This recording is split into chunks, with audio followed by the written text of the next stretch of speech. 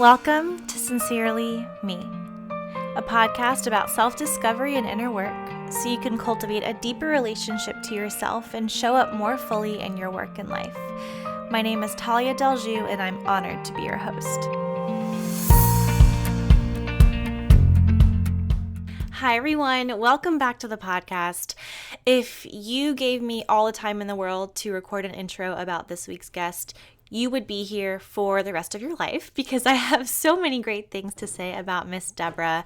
So I'll keep it short and sweet. This conversation is all about deep creativity. Deborah is so many things: an author, a poet, a teacher, a depth psychologist, a speaker, and I could not be more excited to share this conversation with you. At the core of our conversation, what you'll hear Deborah really kind of vouch for, if you will, is that we are all inherently creative. And when we think about creativity, we tend to think about creativity in a very limited sense.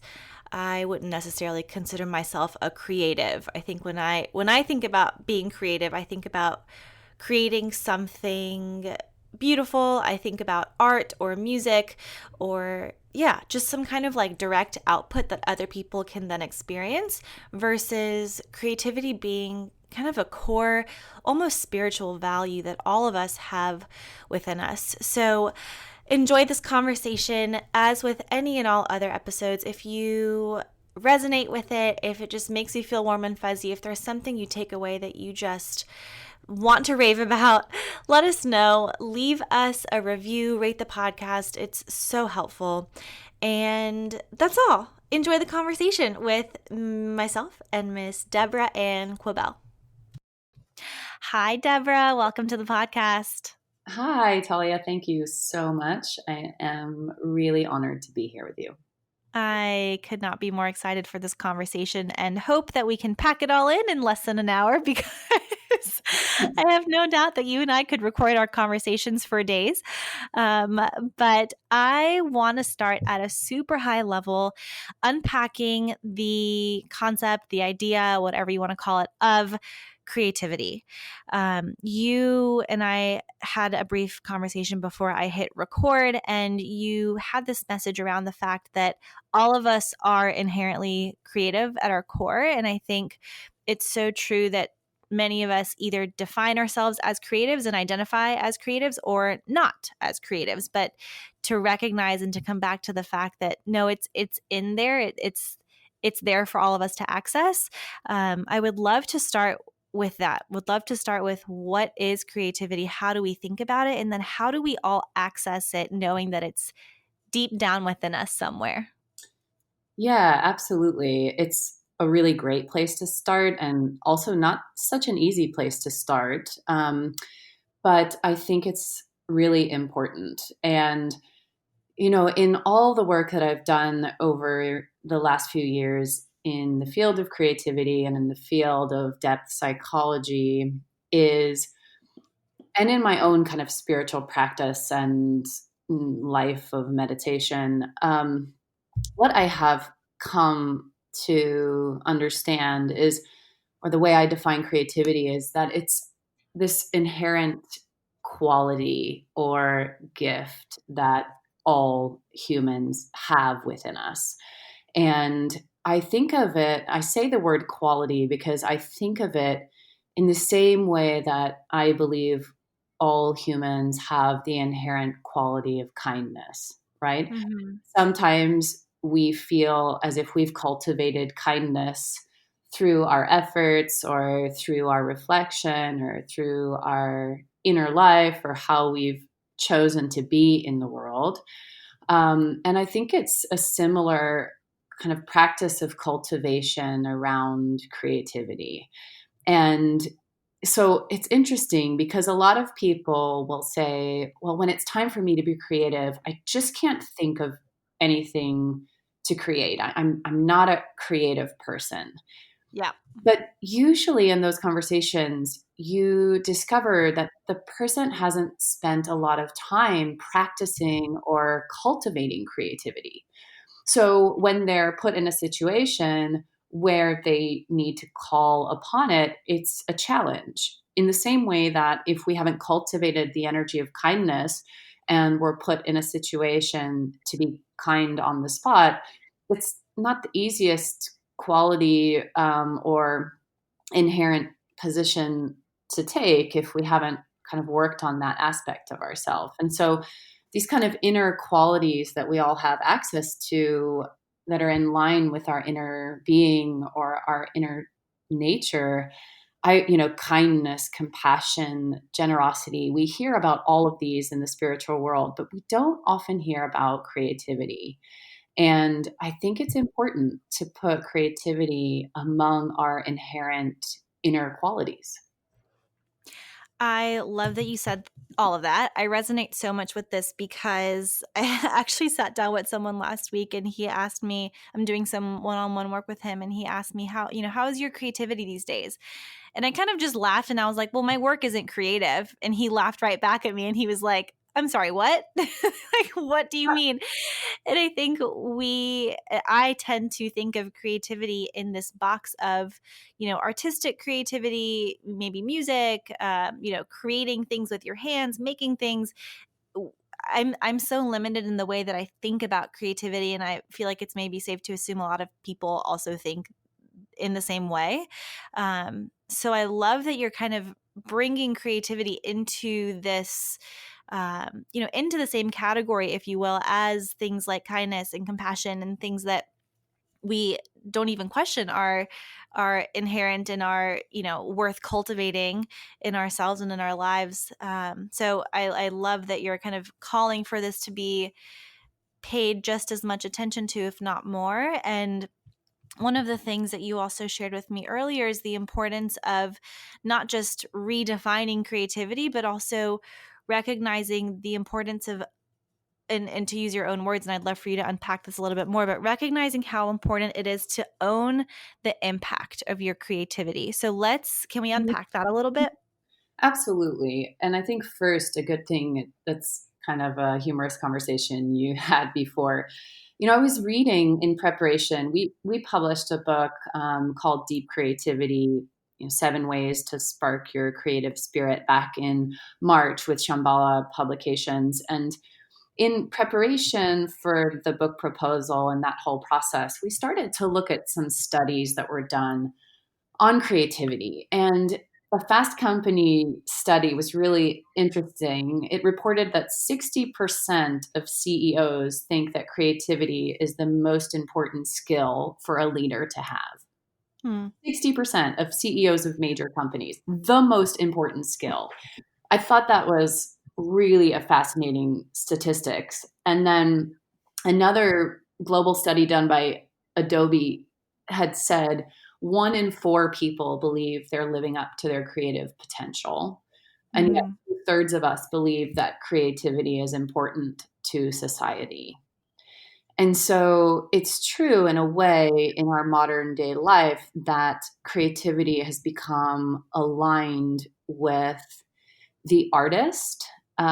However, I think there's also a way that creativity has become aligned with products, that there's a way in which we're pushed to kind of churn out creative products into the world. Whether it's, if you look around, all of us are being creative in one way or another on social media. So this is one way of owning the impact of your own creativity.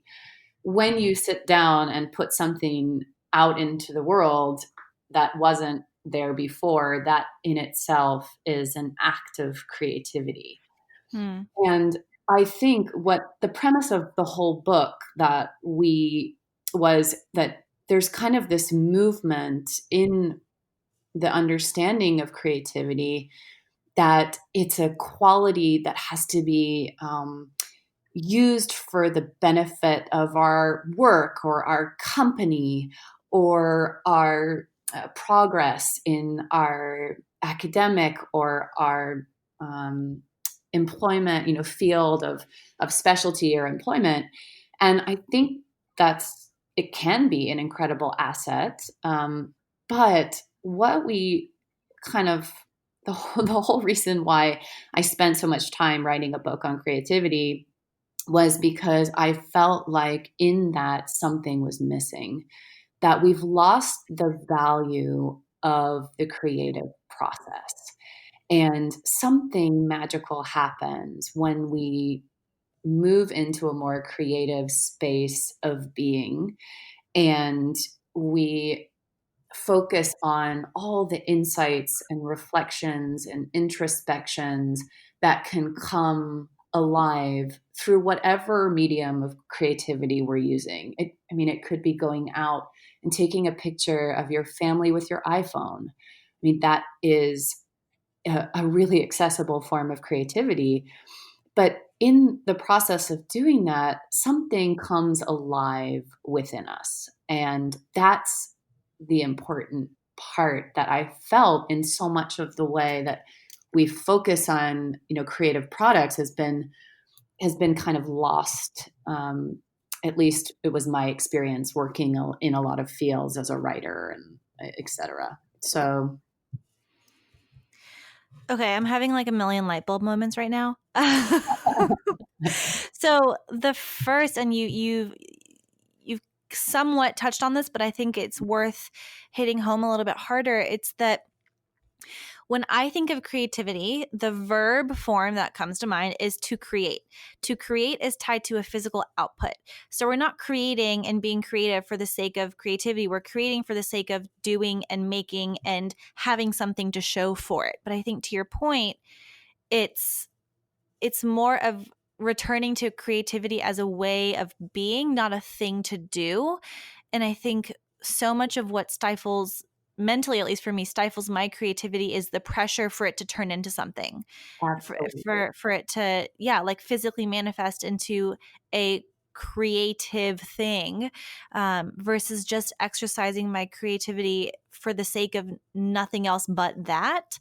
And I think this was like episode 1. I had a solo episode on mindful moments, and I talked a lot about doing things for the sake of doing things, like taking a shower for the sake of taking a shower, not for the sake of getting to the next thing. And this kind of reminds me of that same principle. And that's that when we can do things or be a certain way for the sake of the thing itself, we release the pressure and the expectation for what it's going to lead to. And I think specifically in the context of creativity, that's where we lose touch with it, is because we're so tied to what it's going to do or lead to.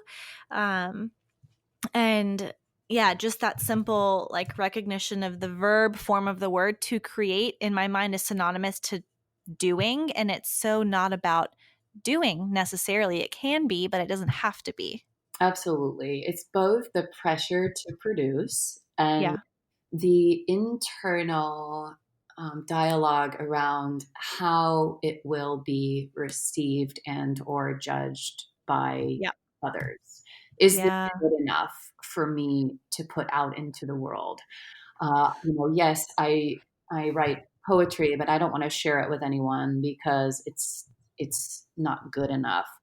And we can get stuck in, again, the outward focus of, is this good enough? I need to produce something that is of value.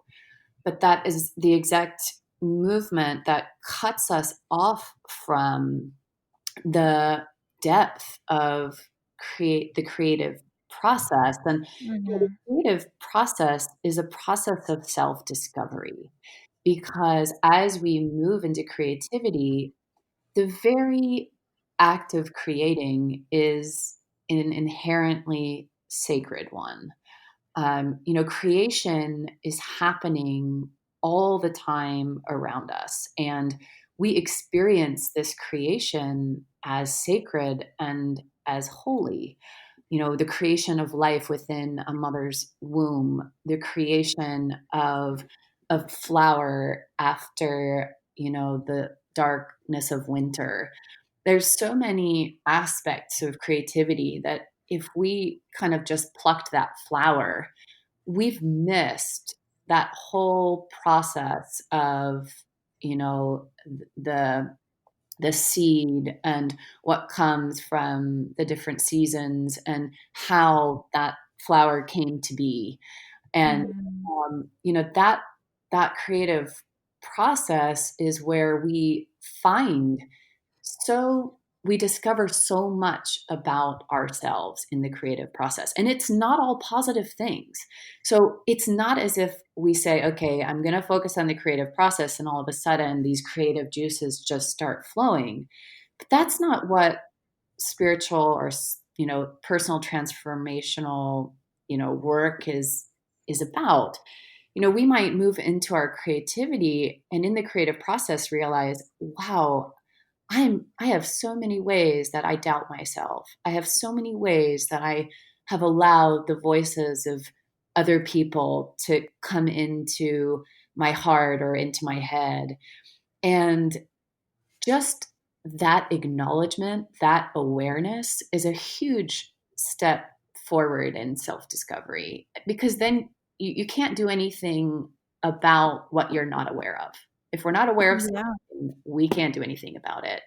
When you Yeah. become aware of something, all of a sudden you start to see maybe that's the obstacle that has stopped me from tapping into my divine inherent creative potential. And I got to Mhm. work on these obstacles because I I value participating in a creative reality, one in which I am discovering through the process of creativity rather than putting things out and producing through this act, as you said, or verb of Yeah. to create. Yes. Yeah, yeah. No, I love that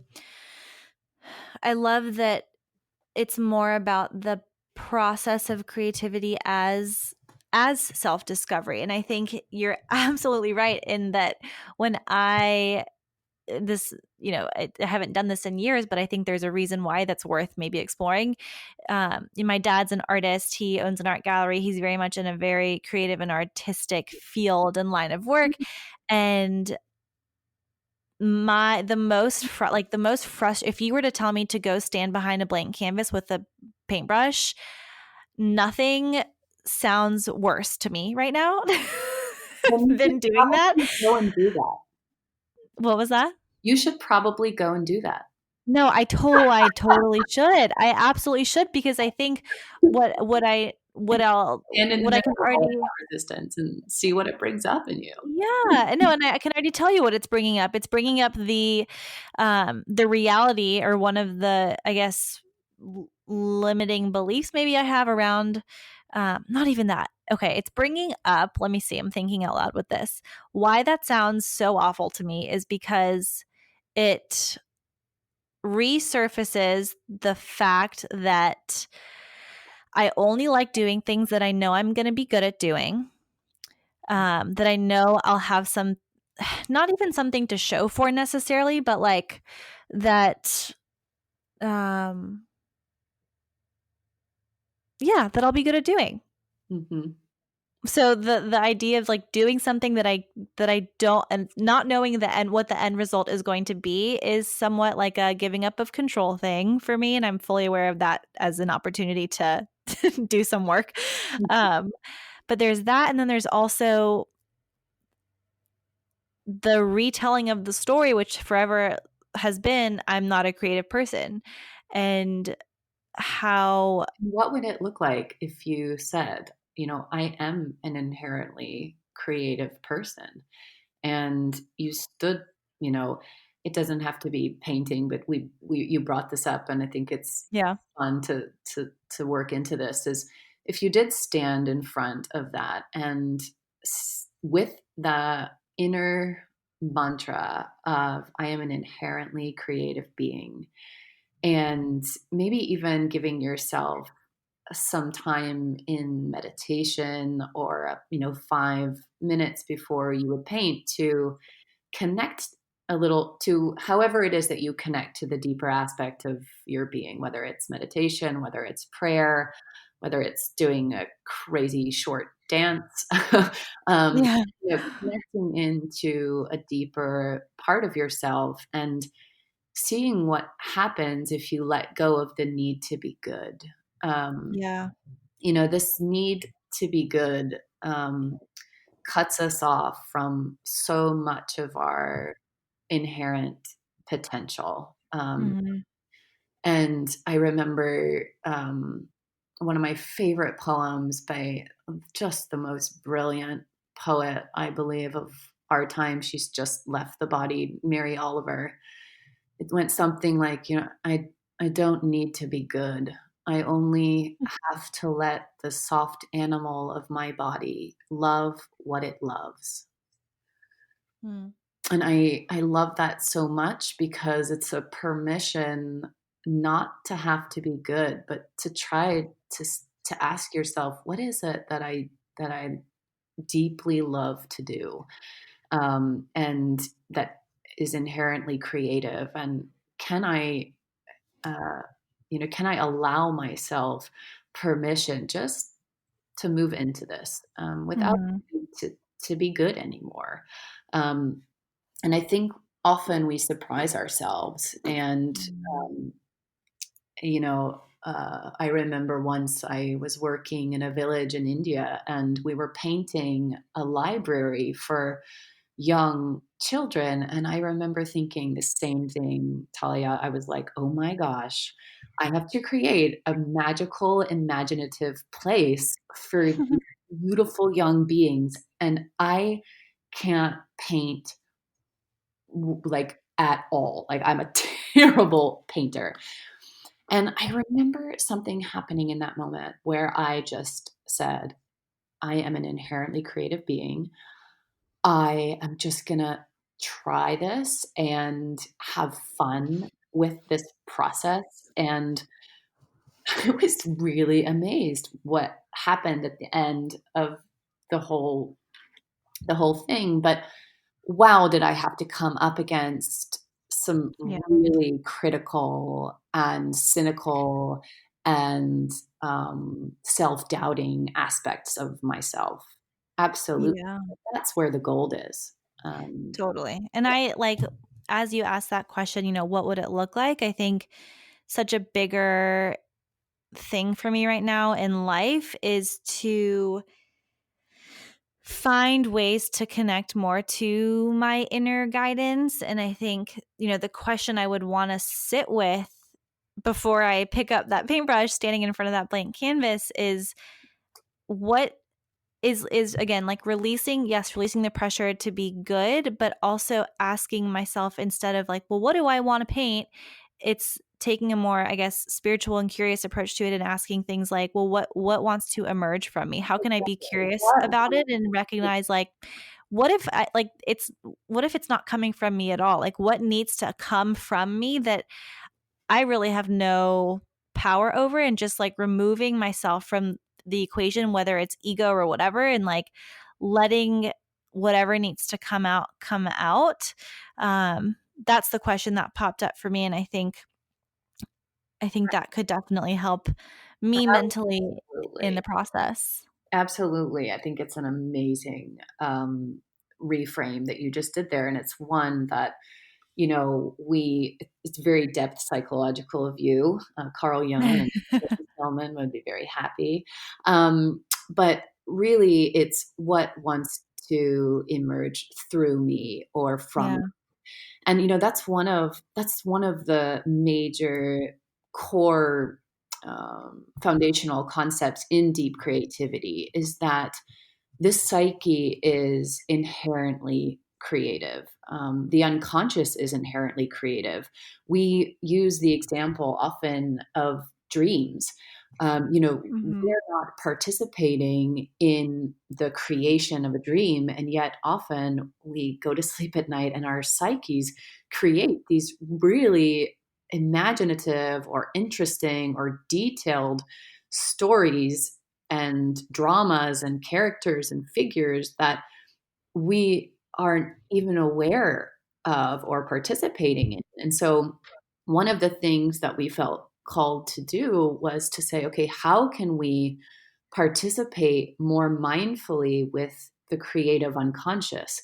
with the part of us that is creating all the time. And that's Mhm. exactly, questions like what you just said are exactly the way into that, is not Mhm. what can I create, but what wants to be created through me. And there's Mhm. a section in the book where I talk about another funny, she's coming up a lot in this interview, but another reframe by Mary Oliver. One of the ways she sparked her creativity was going out for solitary walks in nature. And, she had this beautiful question where she said, you know, the earth is so beautiful, and what can I do about it, or what should I do about it? And so it's almost as if her creativity was in service to the beauty of the earth, rather than the earth serving her creativity, right? I go out Right. in nature so that I can come back in and be inspired to create. No, Mhm. I go out in nature so that I can touch upon something so beautiful and meaningful that I am left with no option but to create something from that experience. Mhm. And we often erroneously think that we have to access big moments to spark our creativity. We think, okay, I have so many people tell me, well, I just need a week away at a cabin to finish my or start or finish my book. And one of the other things that the book has 7 ways, and the 7 ways are all intimately tied into our everyday life. And it's one of the things also I think can really help, is not to have these huge notions that we need big moments of suffering or to be a tortured artist, or we need these big life-defining moments to create from. But we can create from the smallest of our everyday life. Things right in front of us can serve as inspiration for our creativity. We don't have to move up and out of our lives in order to create. We just need to move down and in and get Mhm. really close and intimate with what's in front of us. And that could be a love, that could be a moment of suffering, it could be nature, it could be an experience that is something holy for you. There's many different ways, but I really try to encourage people in cultivating this quality of creativity, not to think it's a far reach. Just look at what's in front of you. Start with what is immediately present and Mhm. get it a little bit closer. Yeah. Something that this reminds me of, going back to the idea of like not needing to be good. A friend of mine who I also had on the podcast, her name's Roshni Chakshi. She's written some incredible best-selling books. And I think it was on her Instagram. She was doing some kind of like Q&A, and someone asked her, "How did you become a good writer?" And she said, "I'm not a good writer. I'm a good rewriter." And Mm. she said, "Every time I sit down to write, I know it's not going to be the final version, but I have to start somewhere. And I assume it's going to be shit. So I release the expectation for it to be good. I tell myself it doesn't have to be good because I know I'm going to rewrite it a million times. But that's the only way I can really get started. And that's the only way I allow myself to fully access that level of creativity." So just wanted to throw that in there because I think that's such a good example of this kind of like in real time, and how you can really give yourself that permission to then allow yourself to go where you need to go, without the pressure and without the expectation. Absolutely. And it's interesting she said that, because so Deep Creativity was written by me and 2 co-authors who are just absolutely brilliant people and thinkers. And um, this did not start as a book. This started kind of as a creative experiment. I had come up with an outline and said, hey, this could be really interesting to look at. And I really wanted a collaborative voice, to have a multi-voiced volume so that you get various perspectives across different generations when it comes to creativity, because we're all going to enter into things very differently. One of the things we say in the book is that deep creativity is idiosyncratic, which means we all have our unique way of looking at things, and that's going to come forward in our creativity. And when we started this, we didn't do the normal route of like, okay, here's an outline. We're going to submit to a publishing company and, with a proposal and then start writing the book based on the approval of the publishing company.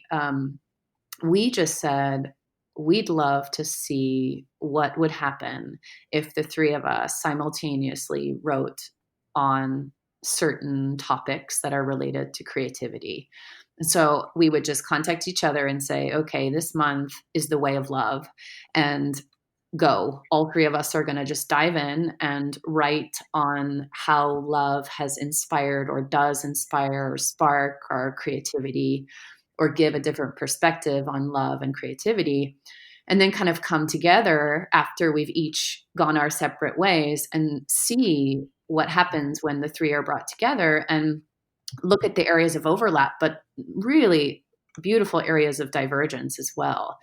And then we thought, okay, let's try again with nature. And we did the same thing. Okay, let's try again with creative practices. And it was an immensely meaningful and beautiful process because we didn't have the end goal of a book in mind. It was always in the back of our head, maybe this could turn into something, but it was never the driving expectation. And this really beautiful moment happened at the end when we finished. We were kind of tapped out as far as ideas of these 7 ways. And we kind of looked at each other and said, this is a book. And how amazing that emerged from this really fun creative process, which, had it not become a book, was completely meaningful and complete for all three of us. On And its own. on its own, Yeah. just the exercise of doing it. But something came out of it at the end because, as your friend said, there wasn't the expectation of it being this finished product or perfect thing. It was like, let's just write, see what happens. And man, did we have to do some rewriting and editing, to get it to that form at the end. But there's even beauty in that. There's even a soulfulness in taking something and working with it again and seeing, pushing yourself to the edges of your potential and seeing like how that moves you creatively. It can be an invigorating process rather than a frustrating one. Again, it's Yeah, choose to approach it. totally. Mm. Okay, so 2 things. I'm going to say both of them so I don't forget, but 2 things that I want to talk about next. Cool. One is the role of the critic, Ah, coming to love your critic. And then I also want to talk about vulnerability and creativity. And I'm thinking of that specifically in the context of your beautiful book of poetry, Soulbird, because we've had a conversation, and I believe in the intro of the book, you talk about how it felt like you were just kind of standing naked and like having all these people read the things that came from you and how vulnerable that felt for you.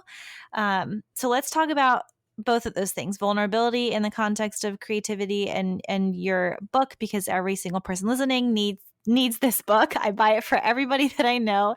It is the most incredible collection of words I have ever felt and read in my entire life. But then also the idea of the critic and the role of the critic and how that also impacts our creativity. yeah, absolutely. Let's start with the role of the critic first. Yeah. I believe that the critic and the creative kind of almost come hand in hand.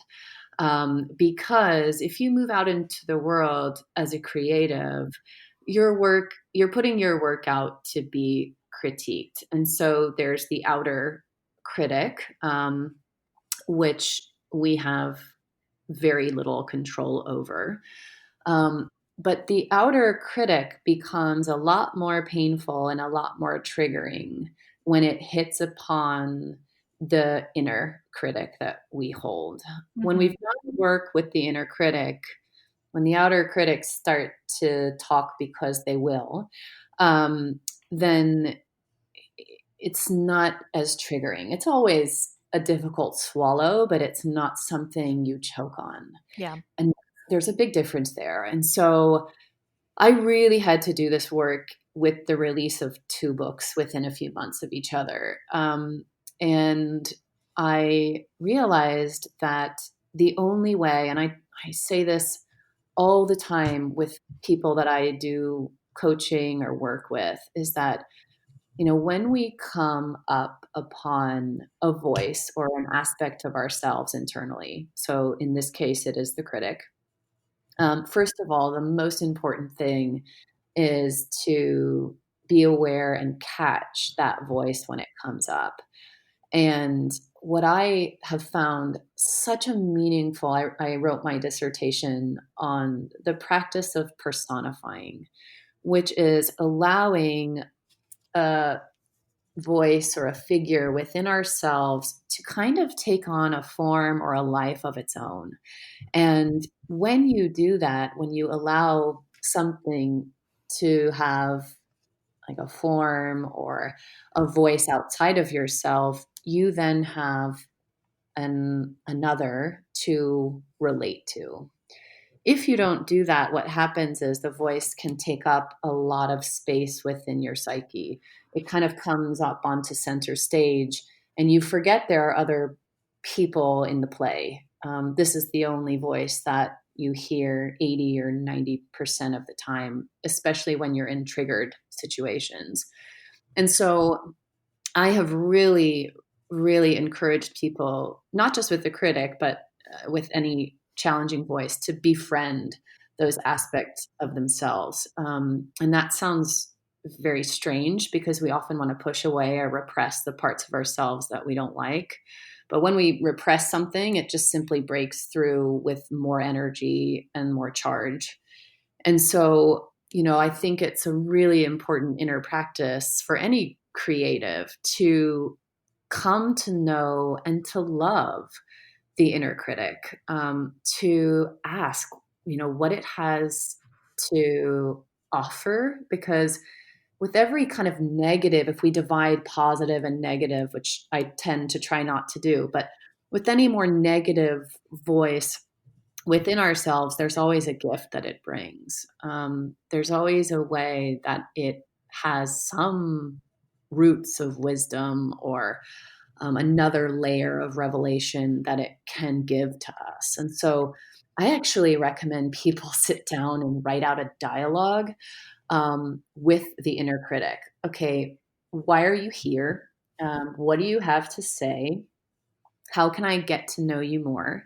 So that it becomes something that and you can relate to, and it's no longer so it no longer has the permission to overtake you. Mm-hmm. Because number one, you're starting to have a relationship to it, but you realize it's just one voice in your head among many others. And that inherently creative voice can come up against this inner critic in a really loving and powerful way. And you realize, okay, I have this aspect of myself, and that's okay. I don't have to make it go away. I just have to recognize when it comes up and try to bring the remembrance or a moment of recollection that this is only one voice among many others. And I need to kind of pay attention to all of them. And so that's been a really meaningful practice for me, and something I'm always coaching people to do. And so I actually say sit down and talk to the critic, get to know it, bring it in closer. Yeah, I love that. It's a lot of the fear work that I do too, right? It's a relationship, talk to it. What is Yeah. it trying to do for you? How can you feel more gratitude towards it? And how can you start working together instead of working against each other? Because at the end of the day, at least, in the context of fear wants you to be great, alive, keep you alive, wants you to be successful just as you do. Mm, So why work against something that at the end of the day is just trying to help? absolutely. Yeah. Um, and then the vulnerability piece. Yes. Yeah. So for me, releasing a book of my mystical poetry, I talk about this in the introduction of Soulbird, was an immensely vulnerable process because it I felt as if these poems were kind of my closest guarded secrets. And I had such difficulty allowing anyone to judge them, whether they're good or bad, whether it's good poetry or not good poetry, whether it's worth publishing or not worth publishing. They had meant so much to me that it was as if I didn't want to allow them into the world for even the chance of that happening. Mm-hmm.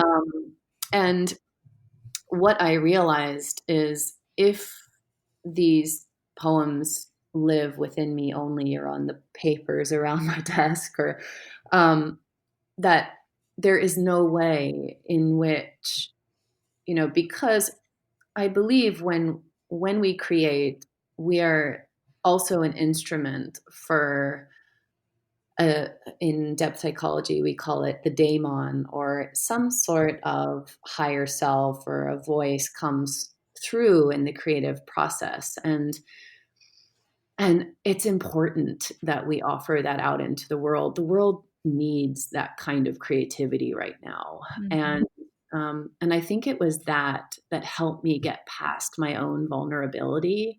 Was the world is in, you know, the world is in a really vulnerable place.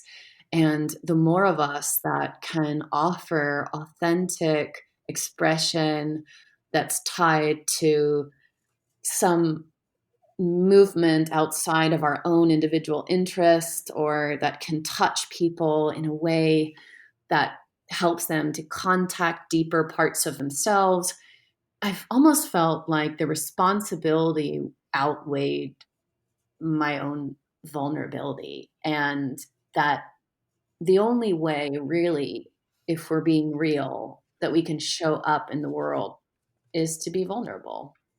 And vulnerability for so long, and it's Brene Brown's work that just really turned this on its head. But, vulnerability, I believe now, is finally finding its place in kind of synonymous companionship or next to beauty.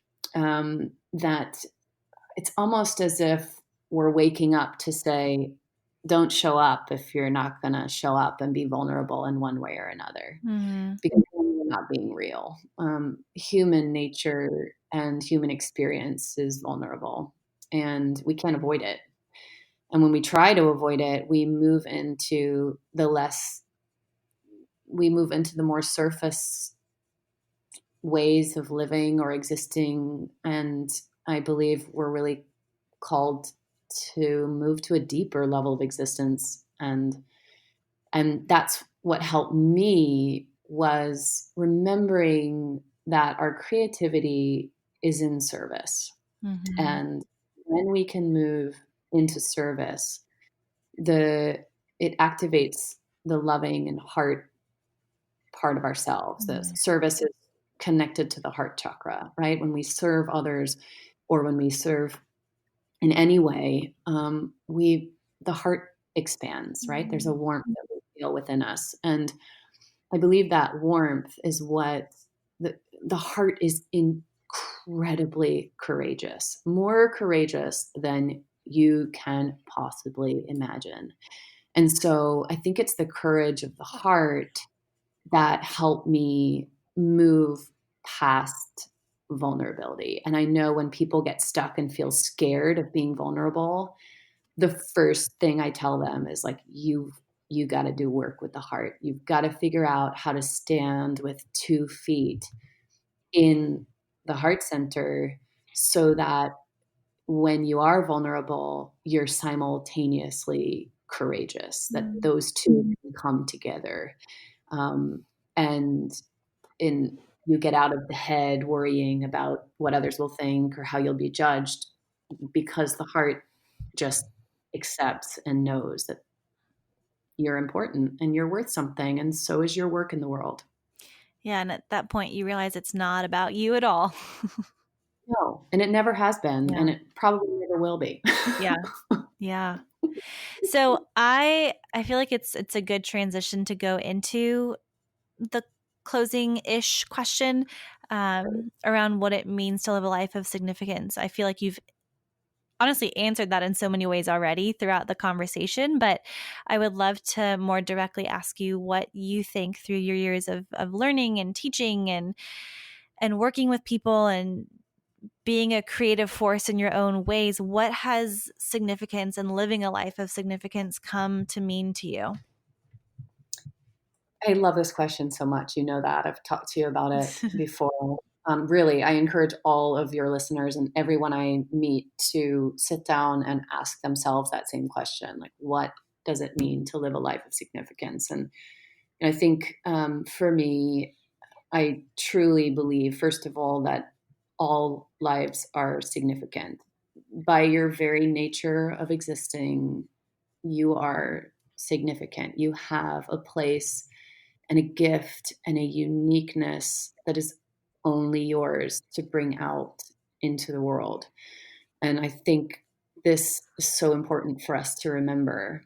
And I think that a life of significance cannot be lived in isolation, that we have to consider, as I was talking about before with service, how our lives contribute to this huge interconnected web of existence that, we're all kind of doing our best. We're all trying to figure out what this is all about. And a life of significance, I think, always asks at every step, how is what I say, how is what I think, how is what I behave, tied into how is that going to impact our smaller and our larger collective reality. Mm. And I had also I always talk about this quote because I think it's a really important thing for us to remember. There's a quote in the Bhagavad Gita. It's in Sanskrit, Yogastha Kuru Karmani, which roughly translated means established in being, perform action. And so the first part is moving within and establishing yourself in your own inherent divinity, in understanding who you are deep within and trying to contact that deeper level of existence or being. And then from that place, you act in the world. Mm. And so all of your actions, all of your behaviors, all of the choices that you make are in line or in connection to this inner, I would say, anchor or compass. And I think when we don't do that is when we lose our way. Mm. And so I think when we do that, we can't help but live a life of significance because what we do is at every turn, bringing this more into being, into manifestation. Yeah. I love that. I you and I have talked about this. I've talked about this on previous podcasts where so much of what we learn is to do in order to be or to have or to fill in the blank, Mm-hmm. and how it really is the opposite. Start with the being first and then let that direct what you do, how you do, who you do. Mm-hmm. all the things that stem from there. But that's also one of the last places we give our attention to, until things Absolutely. shake up and we realize something inside you needs attention. Something's Or calling. it's gotta be more than this, right? Yeah. That's the other. Yeah. Yeah. Like, is this everything? Like, I've worked so hard and I'm here now and it doesn't feel, I did all the things, but now I'm not being who I wanted or where I wanted or what I wanted. And, so yeah, I love that. And I would also love to ask, in the spirit of the podcast, if you could talk to yourself at any point in time, present, past, future, write a letter to yourself, what would you say to yourself today? Hmm. The first, I try not to think too much through these things. The first thing that came into my heart was to trust your intuition, Mm-hmm. that we are internally guided beings and we have this inherent amazing capacity called intuition, which we often ignore. And it can lead us, it often doesn't make logical sense. In fact, it often doesn't make a lot of sense at all. But when we listen to it, that's when magical and incredibly meaningful things happen. Mm. And, magic is everywhere. And we kind of have to just tune into it. And one of the ways that we do, or one of the ways that we allow all the beautiful synchronicities and moments of magic that happen in our life, is by often taking the path that nobody quite understands. Everyone says, well, why would you do that? That makes absolutely no sense. And you may not even understand in the moment, why you do it. But when you do, all of a sudden, it's as if all this magic happens around you. And so I think that's something I would definitely say to myself, in a letter again and again, is just, trust this intuition, and to constantly devote myself to whatever it is that I feel is holy, and not, I don't have to find a prescription or a way to do that, but to seek holiness. So maybe that's what it would be. Yeah, I love that. Thank you. Hmm. So can you please let everybody know how they can find you, where they can find you, a little bit more about your books and where they can buy your books, and how to keep up with the incredible work you are doing in the world? Absolutely. Right now, I'm most active social media wise on Instagram. So I would really encourage people to connect with me there. It's at Modern Day Mysticism. And then my personal website is Deborah Anne Quibell, PhD.com. And you'll find on my personal website links to purchase the books. You can also go to deepcreativity.com and find more information about deep creativity there. But, deep creativity is available at any kind of book outlet: Amazon, Barnes and Noble, Indie Books, Shambhala Publications, who's our publisher. So you can find it pretty much anywhere. And Soulbird is available on Amazon. So if you just search Soulbird Poems for Flying, or just search me as author, Deborah Anne Quibell, it will be there for you to order. And I've made it available as an ebook now too, which I was a little bit resistant to do because I think that there's beauty in holding a book, but our modern restrictions of shipping and everything. So anyway, that's where I can be found, and I would love to. Yeah, I'm always open for connection and collaboration and ideas. Amazing. Thank you, Miss Deborah. Thank you, Talia. It's been an absolutely wonderful experience. I'm grateful. All right, everyone. Well, that was my conversation with Deborah.